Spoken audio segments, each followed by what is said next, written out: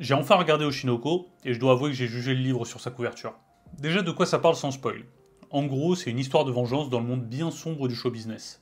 Et en vrai, personnellement, je pensais pas du tout que ça parlerait de ça. Moi, je voyais des personnages joyeux, pas des personnages totalement guidés par une haine pure. J'imaginais tellement une histoire d'un groupe d'amis qui veut devenir le meilleur groupe d'idoles ou un truc comme ça, tu vois. Petit instant définition pour le mot idol. En gros, c'est des célébrités au Japon qui font souvent partie d'un groupe de musique, mais que tu peux retrouver dans des séries, à la télé ou plein d'autres trucs comme ça. Évidemment, dans Oshinoko, t'as ce truc d'idol un peu coloré et joyeux, mais c'est tout de suite mis en opposition par des trucs sombres et glauques qui sont un peu le prix à payer et les contraintes de ce mode de vie. En plus, ici, on a un prologue qui lance vraiment cette quête de vengeance, et franchement, on dirait le début de Vinland Saga. Je caricature un peu, mais je m'attendais à One Piece Red, et j'ai eu Death Note. Et on va dire que c'est la première raison, si t'as aimé Death Note. Parce que vraiment, en termes de drame, meurtre, enquête, manipulation, vie dictée par des mensonges, on est bien servi. Après, j'irai pas jusqu'à dire que c'est une œuvre focus sur l'enquête, mais tu comprends vite que c'est tiré d'un seinen. Et en vrai, t'as même un peu cette dynamique de elle qui cherche Kira en réduisant petit à petit le nombre de suspects. Il y a même un duo de personnages qui me fait un peu penser à Light et Misa. Et puis t'as une petite dose de fantastique, juste ce qu'il faut. Et vraiment, si tu t'attends à un truc d'idol à la Magical Girl, tu vas te prendre une claque tout de suite. Donc en vrai, quelques points communs avec Death Note. C'est pas trop le milieu policier, là c'est plutôt le milieu du show business. Et t'as pas Ryuk, mais t'as ce personnage. Et on va parler de la deuxième raison, qui du coup n'est pas ce personnage, même s'il l'aurait mérité. Mais plutôt du fait que ça sait être marrant quand t'en as besoin. Juste avant, je parlais du côté drame, meurtre, manipulation, glauque, tout ça. Mais en fait, il faut un équilibre, sinon tu te tires une balle. Et là, l'équilibre est vraiment très bon. Dans le sens où tu sais jamais dans quel ton tu es. Une scène peut commencer comme un moment pivot dans le destin d'un personnage, et à la fin du dialogue, tu te retrouves à parler avec lui. Ou alors, scène d'introspection sévère, et après tu vois deux gamins en train d'agiter des bâtons fluo dans une chorégraphie incroyable. Enfin bref, c'est aussi sombre et tragique que marrant et plein d'espoir.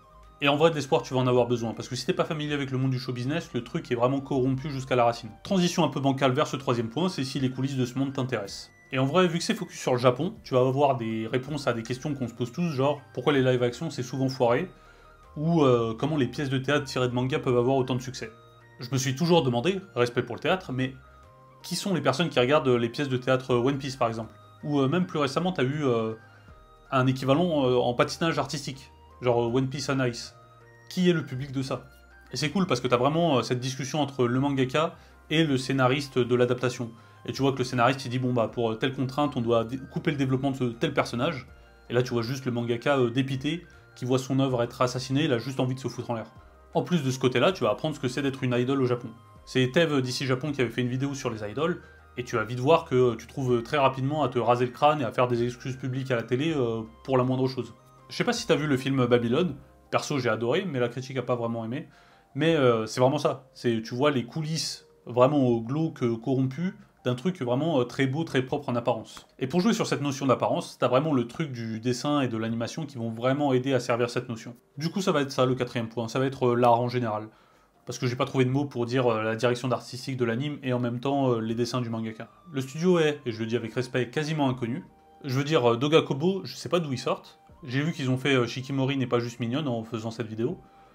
Un truc que j'avais commencé, qui était beau en apparence, mais vraiment qui était un peu creux, donc c'était pas de leur faute. Mais là, vraiment, Oshinoko, en termes de direction artistique, c'est vraiment quali.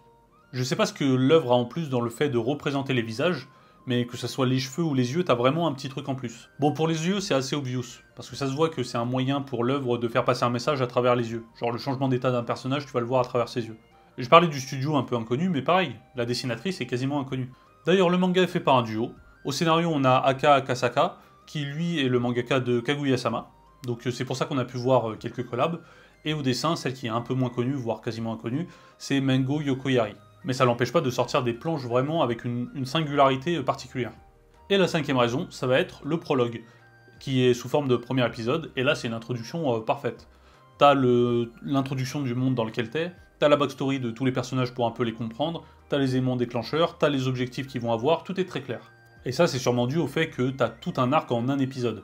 Ce que je disais tout à l'heure, là l'épisode te secoue partout, tu sais pas où tu vas, mais t'y vas à fond. Petite info pour pas que tu te fasses avoir, moi je me rappelle, je m'étais dit, vas-y, je vais regarder un épisode avant d'aller dormir, je vais commencer Oshinoko.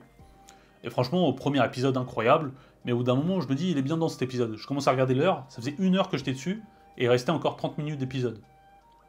Donc ouais, l'épisode a la durée d'un film en fait. Mais franchement, je me suis fait avoir, mais zéro regret. Et tu vas voir, impossible, je parle de 0% de chance, que tu regardes le premier épisode et que t'aies pas envie de regarder le second. Donc tu vas voir. On a vu les 5 raisons de commencer à regarder Oshinoko, et là je vais en profiter pour donner mon avis. J'y suis allé vraiment sans aucune intention, sans rien savoir. Je veux dire, je savais même pas que le premier épisode avait la durée d'un film. Juste il y avait l'opening que j'ai écouté pendant des mois, et d'ailleurs en fait l'ending est quasiment mieux. Et franchement quelle claque, la hype est méritée. J'ai regardé l'anime, et tout de suite après je suis parti lire les chapitres, et en fait l'arc d'après est encore mieux. Le show business c'est pas vraiment un univers qui m'intéresse. Mais là, c'est tellement immersif, tu sens vraiment que c'est full manipulation, complot, trucs comme ça. On dirait Game of Thrones, c'est de la géopolitique le truc. Et vraiment, voir des personnages remplis de haine dans ce genre de domaine, ça m'a étonné en fait. Mais pour contrebalancer, comme j'ai dit tout à l'heure, t'as vraiment des personnages pleins d'espoir et c'est tellement rafraîchissant, il y en a vraiment pour tous les goûts. Bon là, les derniers chapitres prennent un chemin très glissant. Franchement, je sais pas où ça va, mais là, l'auteur fait un gros pari. Et voilà, c'était les 5 raisons de regarder Oshinoko. Si t'as vu et que t'as une raison en plus, n'hésite pas à la partager. Si t'as pas vu, j'espère que tu donneras une chance à Oshinoko. N'hésite pas à t'abonner et à regarder les autres vidéos. Salut!